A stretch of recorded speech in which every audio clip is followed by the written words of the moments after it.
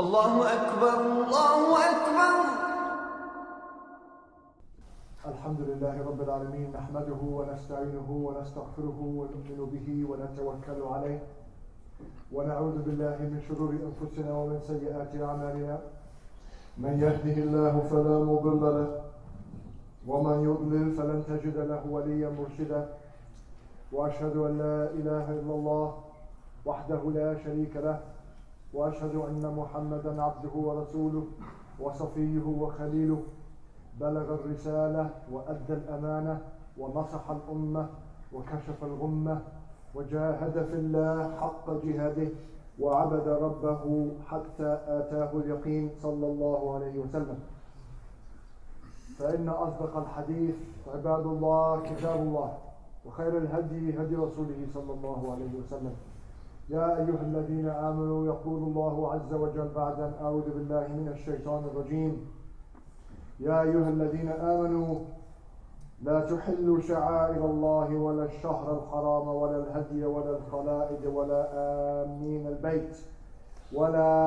آمين البيت الحرام ويبتغون فضلا من ربهم ورضوانا.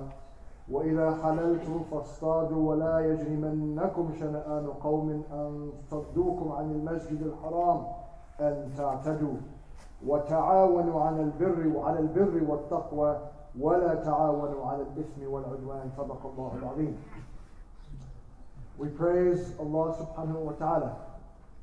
Whether or not you praise Allah the Almighty, He is praised.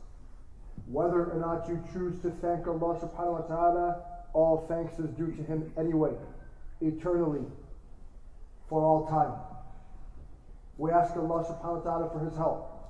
We seek refuge in Allah the Almighty from the evil tendencies of our souls and the evils of our action.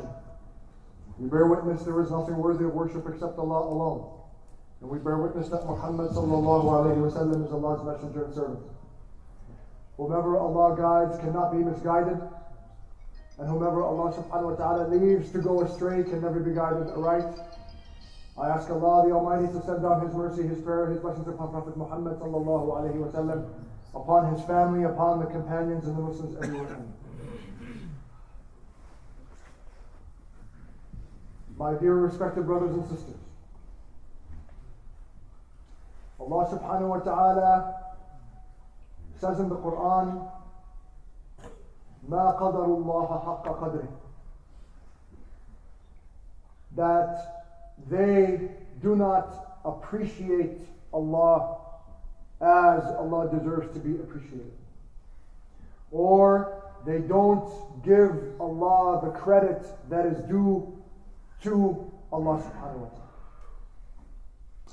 Perhaps, my brothers and my sisters, the most profound statement in the Quran is what I read in Surah Al-Ma'idah. 2 verses in the first 10 verses of Surah Al-Ma'idah. 2 ayahs.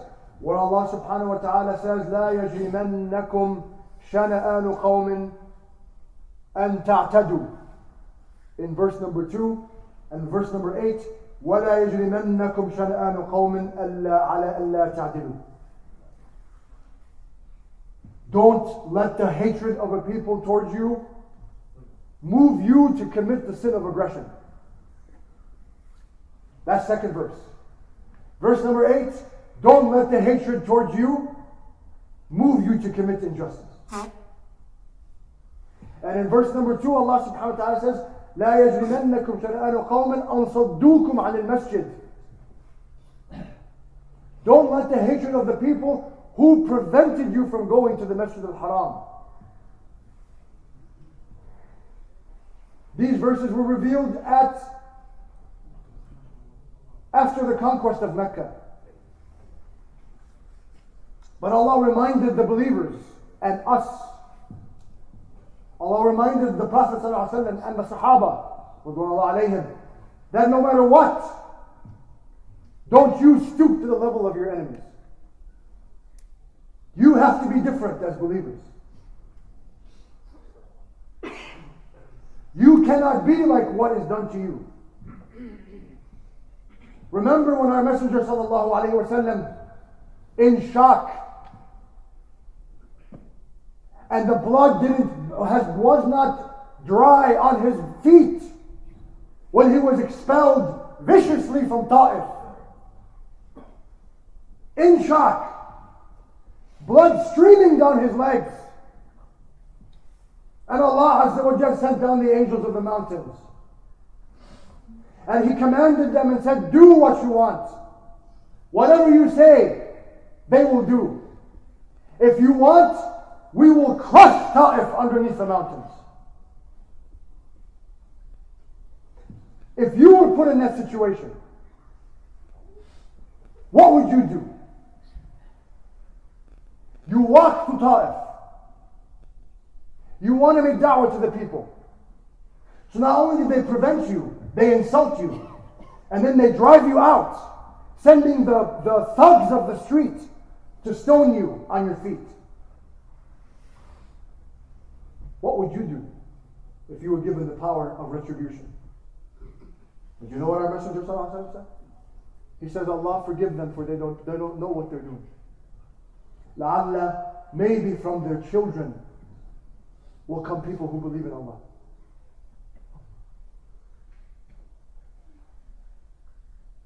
These were avowed enemies. He said maybe their children will believe in Allah.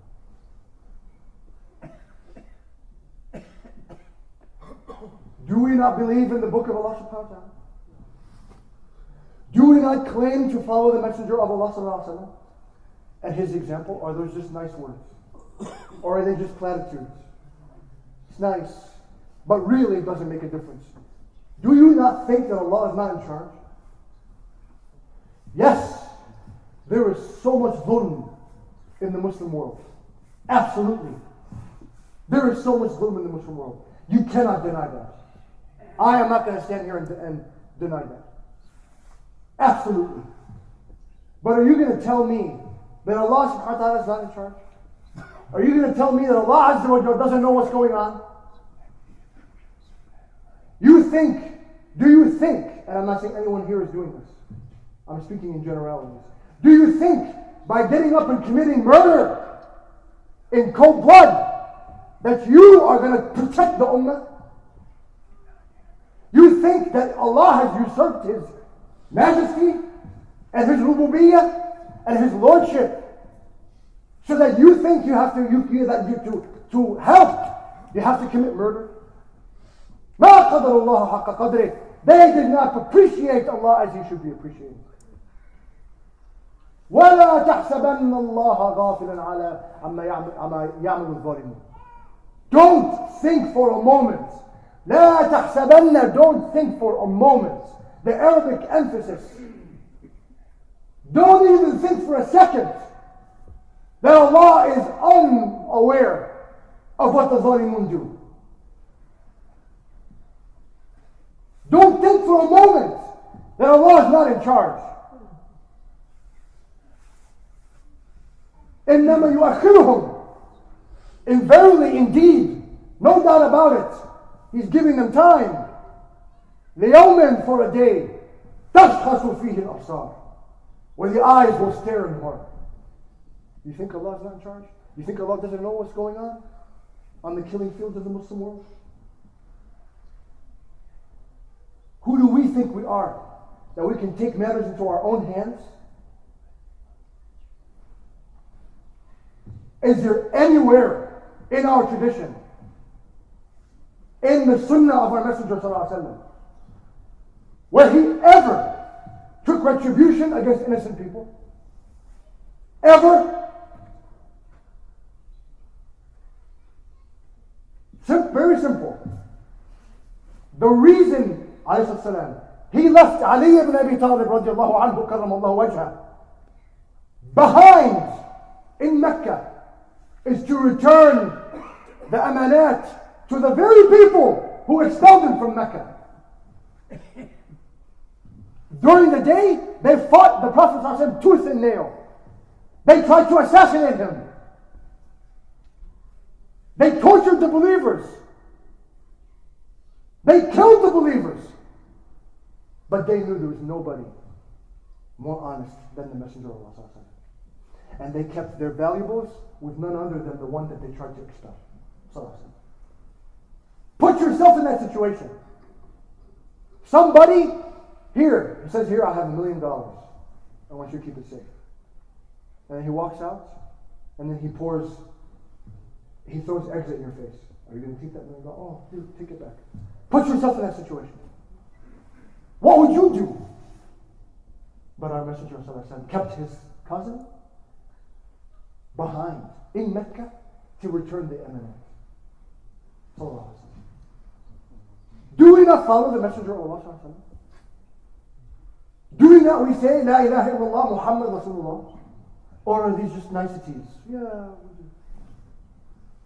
You know, I agree. It's unfair that people are expecting Muslims to condemn acts of terror in the name of Islam, because no other group is expected to condemn the acts of the criminals in their name. I agree with you. Okay? There is a double standard. But let me tell you something.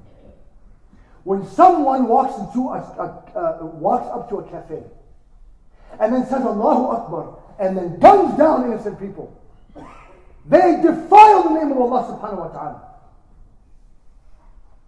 They stain the name of Allah Azza wa Jal. They did not give Allah the due he is due. They didn't give him the credit he is due. Don't justify your murder by the name of Allah Azza wa Jal. Our deen, my brothers and sisters. So what I'm saying is that the reason we condemn is not because we're a multinational corporation, and it's not PR, it's not public relations. We're not a company. Okay, but our deen is special. Our deen is precious. The Prophet ﷺ went through hell to bring you the message and be the message. He went through difficulty to bring us the message. He suffered, alayhi salam, so that we can say La ilaha illallah. That he cares about us. Ummati, ummati. He struggled to bring you the message of Islam. So when some savage, defiles our deen, we have to speak out. It's not a matter of public relations. It's a matter of protecting the dignity of the deen. That we have to have something called ghira in Arabic. It's a very difficult term to translate into English. It's something like if you have a precious heirloom in your family, something passed down from generation to generation, something special. Maybe, just to give an example, maybe like an heirloom of the Prophet ﷺ, something in your family and it's passed on, the keys of the Kaaba, for example, whatever, and it's given and it's passed down from your great-grandfather to your grandfather to your father and now to you. How precious would that be? And it's irreplaceable. You can't go on Amazon and get another copy. What would you do to protect it? What would you do? Well, that's how the deen is. That's ghira. That sense of protection of something so precious that you'll do whatever it takes to keep people away. That's how Muslim men feel about their wives. That's also how we feel about the deen. We have to have that ghira against the deen. So when somebody stains the deen from without, we're naturally upset. I spoke on this minbar before that whenever they make fun of the Prophet ﷺ, we have to respond in a good way.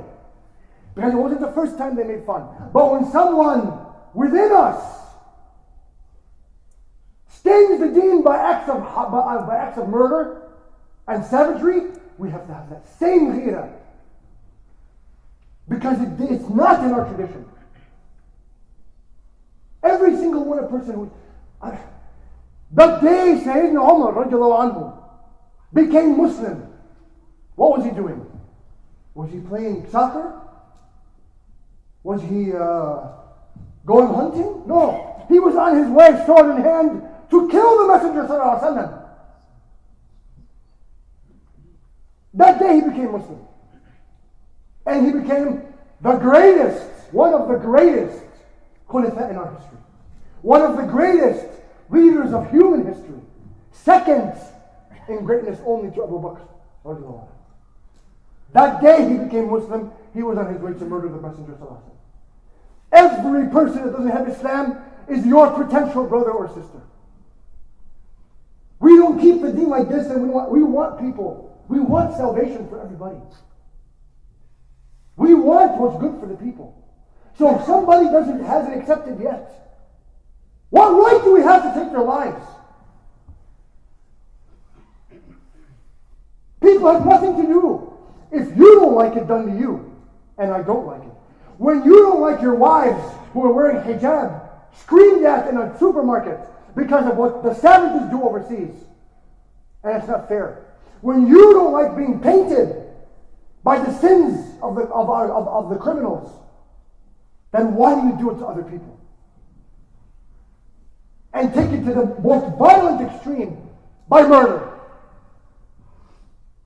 What's the difference? Every single one who doesn't have Islam yet is a potential brother or sister. And when they interact with the Muslim, you know what? Don't give me. I'm a writer. I can write the nicest article about Islam. The nicest, the best words, the cleanest, the sharpest picture, the nicest paper. So well and good. But you know what speaks louder than the paper is your action. How you interact. People are, I heard a story of a woman, not Muslim, daughter of a pastor. She had a dream of the Kaaba. She had a dream of the Kaaba. She didn't know what it was. There was this cube and people were walking around it. So she did Google. And she found it was the Kaaba. And she learned more about Islam. So guess what? She went 100 miles. She drove 100 miles to the nearest masjid. You know what her first initial was? Why are you here? What are you doing here? So she turned around and walked out. Do you know what the state of people's hearts are? And you know why she became Muslim? Because Allah made her dream of the Kaaba again. Later. And eventually Allah directed her to the right people and she accepted Islam. So this hatred we have, not us, all of us here, no one, but that some people have for those who aren't Muslim, is unfounded in the deen. Every single one is your brother and sister. The Messenger ﷺ made dua for the people who expelled him of Ta'if.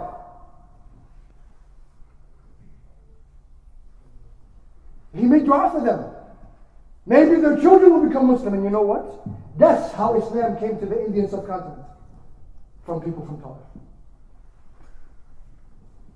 My ancestors were Coptic Christian. I would not be standing here if it wasn't for that. We have to be firm. It's not a matter of public relations. It's not a matter of PR. It's not a matter that we're a company. It's a matter that our deen is precious. Our deen should be more precious. And we should explain for those without who attack us and those within who destroy the reputation. You know, I heard a hadith. Al-Muslimu man salima al-Muslimuna min lisanihi wa yadihi. That the Muslim is the one whom other Muslims are safe from his hand and his tongue. And when I think of it normally as somebody who doesn't harm other Muslims, right? That's the typical understanding. But there's another understanding I heard from Sheikh Nabulsi, may Allah protect him. He said that the Muslim is the one whom other Muslims are safe from the actions of his hands and his tongue. Because when they see someone Muslim and who cheats them, or a Muslim who, store clerk, who is not honest, or who's rude, or who's mean, or a masjid that's not open, then they can say, I want nothing to do with Islam. And then all the Muslims are harmed.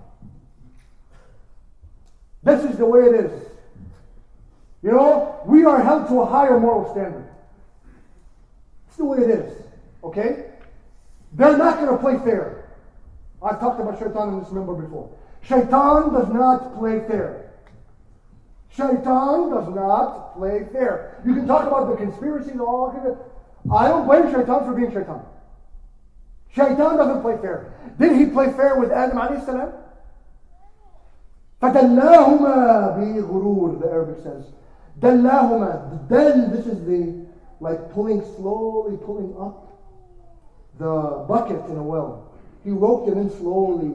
Who knows? He may have taken years to make him fall. Years. Slowly.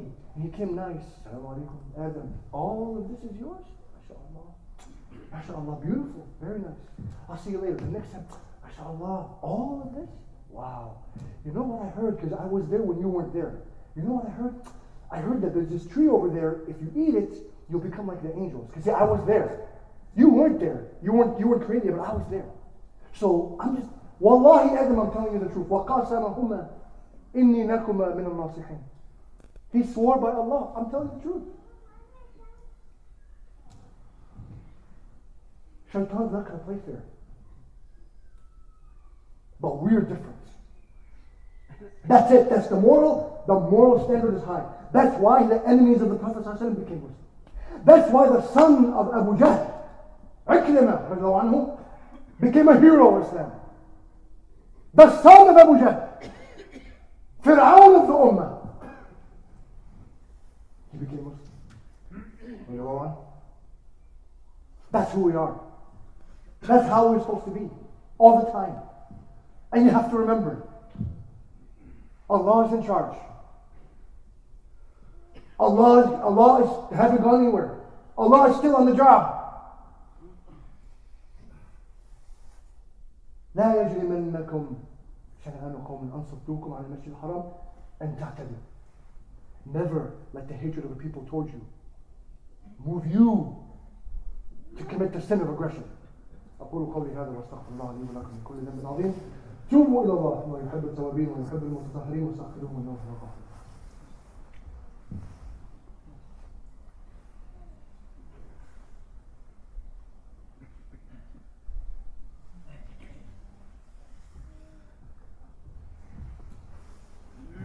Alhamdulillah, wa salatu wa salamu ala rasulillah wa ala alihi wa sahbihi wa ala ba'd. Now, does this mean we just sit back and watch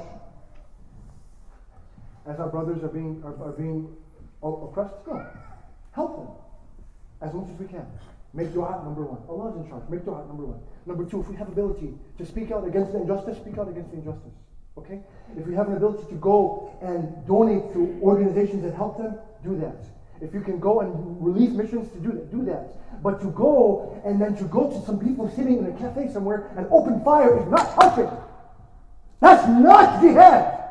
That's murder. That's not doing it. You think that Allah's not in charge? I have to do it. I have to do something. Don't do it. That's not the answer. And does it help? Or does it put pressure on the entire Muslim community? Does it ruin the face of Islam for everybody? Today, you know what? Media, that's the way it is. Media wants the sensational. They don't care about the Muslim man who helps the old lady across the street. They don't care about that, okay? They care about blood and murder and violence. That's what gets people to look. And they're going to report it. Yeah, it's not fair. The day before it happened in Beirut, no one said anything. Yep, that's the way it is. We should say, this happened yesterday in Beirut, and we should care about them as much. But again, we're held to a higher standard. All of us. That's the way it is. That's the way it is. And our reward is Jannah. Our reward is Jannah. This thinking that I can just go and, if I go and murder people and I'm killed, then it's, come on. وَكَانَ سَعْيُكُمْ مَشْكُورًا. Your work hard, your dunya is hard. Dunya is tough. We can't do everything we want here. I can't drink anything I want. I can't go wherever I want. I can't be with whomever I want in dunya. No, I can't. But Jannah is waiting. Jannah is waiting for us. Sa'i, struggle. Salam, when you walk in the gates, you know what the angels will tell you? Inshallah, every single one of us. You know what they're going to, and me. You know what they're going to tell you? Salamun alaykum bima sabartum. Peace be unto you because you were patient. I'm not saying don't help oppressed Muslims or non-Muslims. I'm not saying don't help.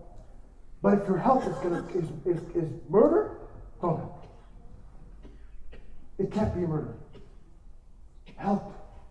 We should be there. In here, America, and abroad. That's who we are. And then it's hard, it's tough, but Allah is in charge. And then in the end, Salamun alaykum bima sabartum. Peace be unto you because you were patient. We have to be clear. It's not PR. This is our deen. This is our book. This is our Rabb. This is our Messenger. And unequivocal. It's not a matter of public relations. It's a matter of truth. So ask Allah subhanahu wa ta'ala to forgive us. Ya Allah, there is so much darkness in the Muslim world. Ya Allah, please lift the darkness upon our ummah.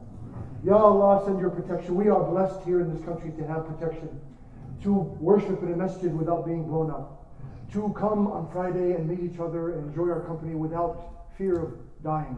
Ya Allah, this is a tremendous blessing. Please give this blessing to every Muslim around the world, to every believer around the world. Please bring safety and security to the ummah and without the ummah. Ya Allah subhanahu wa ta'ala, please protect us from being misguided on this earth. Ya Allah Azza wa Jal, protect us from to fall into the trap of darkness in this earth. Ya Allah, give us the strength to rise above weaknesses we have as human beings to be the best believers possible, the best neighbors possible, the best brothers possible, the best fathers possible, the best sons possible, the best neighbors possible, the best mothers possible, the best sisters possible, the best daughters possible. Ya Allah, please do not let us be of those whom Allah says, ضَلُّوا سَعْيَهُمْ فِي الْحَيَاةِ الدُّنْيَا وَهُمْ يَحْسَبُونَ أَنَّهُمْ يُحْسِنُونَ صُنْعًا. Please don't let us be of those who were misguided and they thought they were doing good. Ya Allah, protect us from that fitna. ربنا آتنا في الدنيا حسنة وفي الآخرة حسنة وقنا عذاب النار. ربنا لا تزغ قلوبنا بعد إذ هديتنا وهب لنا من لدنك رحمة إنك أنت الوهاب. اللهم اغفر لنا ذنوبنا وكفر عنا سيئاتنا وتوفنا مع الأبرار. اللهم أجرنا من النار. اللهم أجرنا من النار يا عزيز يا غفار. وادخلنا الفردوس الأعلى واحشرنا مع النبيين والصديقين والشهداء والصالحين وحسن أولئك رفيقا. عباد الله، إن الله يأمر بالعدل والإحسان وإيتاء ذي القربى وينهى عن الفحشاء والمنكر والبغي يعظكم لعلكم تذكرون. اذكروا الله يذكركم واشكروه يزدكم واستغفروه يغفر لكم.